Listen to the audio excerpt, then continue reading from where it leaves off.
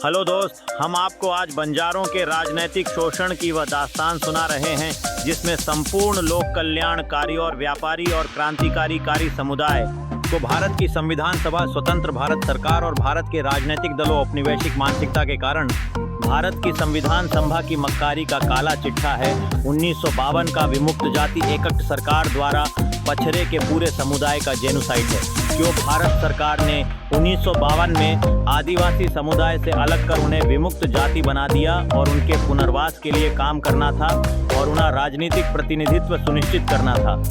पर भारत में हर तरह के लोगों की सरकार बनजाज पर बंजारों की स्थिति जस की तस है।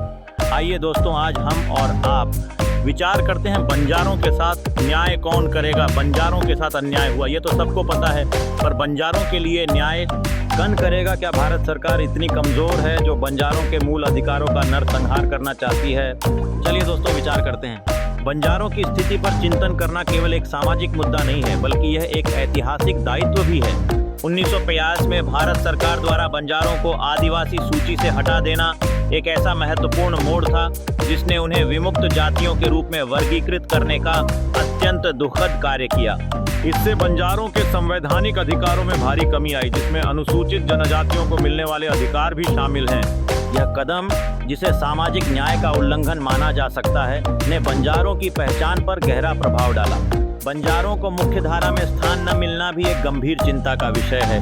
भारतीय सरकार की नीतियों ने इस समुदाय की ऐतिहासिक पहचान को कमजोर किया है।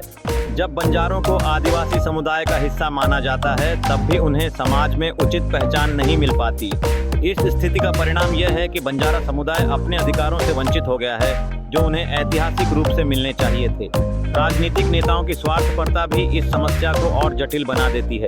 बंजारों के नेता अपने समुदाय के उत्थान के लिए कम और अपने राजनीतिक करियर के लिए अधिक चिंतित हैं। यह स्थिति न केवल समस्याओं के समाधान में बाधा डालती है, बल्कि समुदाय के भीतर टूटन का भी कारण बनती है। विभिन्न गुटों में बंटी हुई बंजारा समाज की वास्तविक शक्ति उसके नेताओं की स्वार्थपरता के कारण कमजोर हो गई है। भारत सरकार द्वारा बंजारों की पहचान को मिटाने का प्रयास निरंतर जारी है, जिसमें ठोस क्षमता कमी से लेकर आयोगों की जांच का भी समावेश है।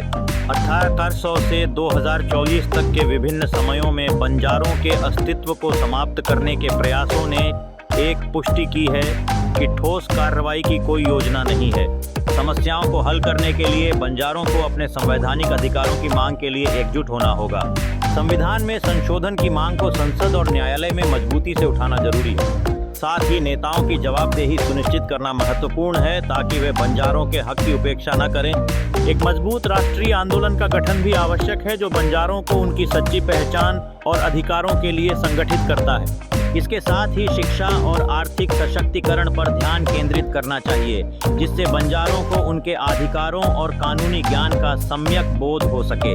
निष्कर्षतः बंजारा समाज का संघर्ष केवल राजनीतिक लड़ाई में नहीं है, बल्कि एकता, शिक्षा और सामाजिक न्याय की चुनौतियों का सामना करने में भी निहित है।